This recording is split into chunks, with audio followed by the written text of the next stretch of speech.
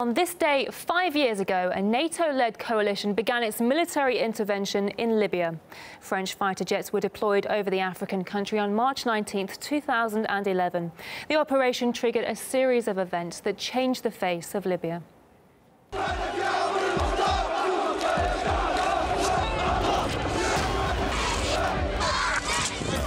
Muammar Gaddafi has lost legitimacy to lead this league. No-fly zone.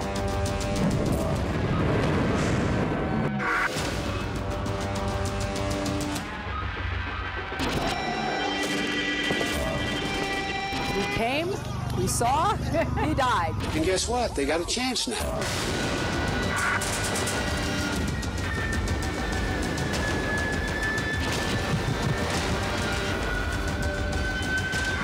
We offered a lot more than they were willing to take. I'm not giving up on Libya, and I don't think anybody should.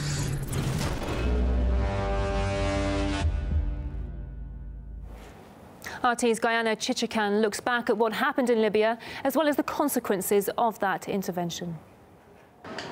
When Libyan leader Muammar Gaddafi threatened to crack down on protesters in Benghazi, the UN Security Council passed a resolution authorizing member states to take all necessary measures to protect civilians under threat of attack in the country, including Benghazi, while excluding a foreign occupation force of any form on any part of Libyan territory.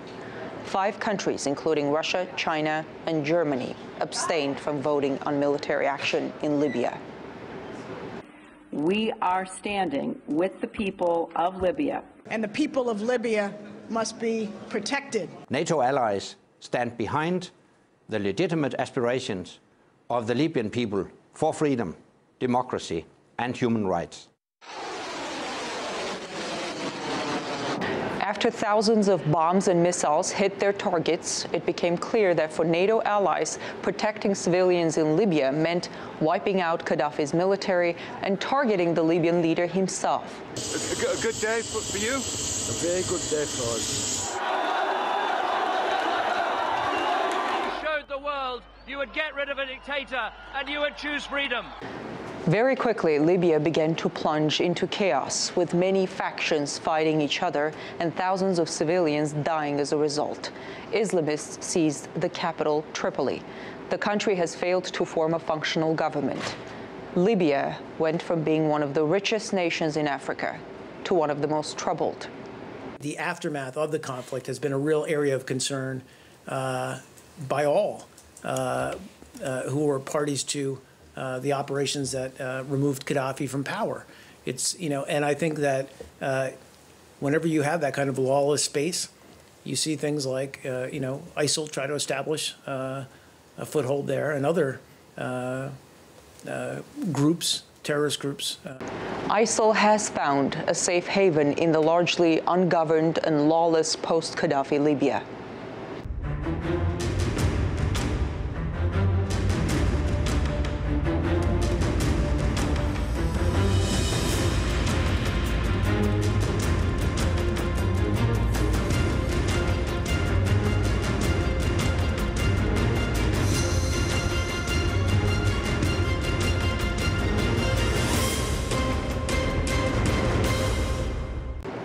Five years after the U.S. helped bomb Gaddafi out of power, it's back to Libya, bombing terrorists now. In Washington, I'm Ganesh Chekyan, RT. But those new bombings, which Guyana just mentioned, still raise questions. 2 Serbian diplomats kept hostage by ISIL were killed alongside terrorists in an airstrike in February carried out by the U.S. We conducted an airstrike in Libya targeting an ISIL training camp near Sabratha.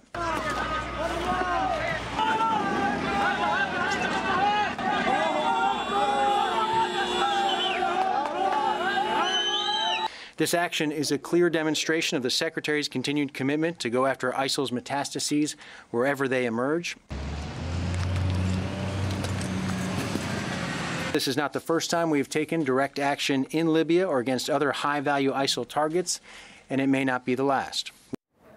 The airstrike was praised as a solid anti-terror effort by the Pentagon. However, Libya's internationally recognised government, sitting in the country's east, condemned the action as a clear violation of the state's sovereignty. Lou Rockwell from the Ludwig von Mises Institute believes Libya is still a long way from unity and stability. It's just chaos, and I wouldn't say it's in transition. I mean, it continues to be in a war situation.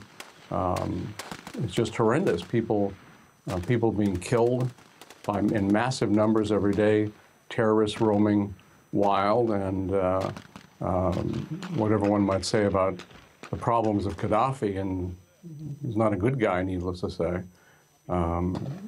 He was anti-jihadist and anti-terrorist, and by getting rid of him, which is what the U.S.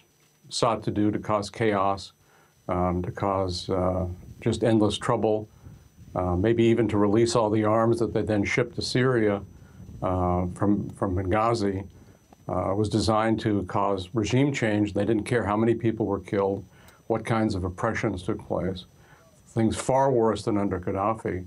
So the no-fly zone served its purpose, but it was a bad purpose.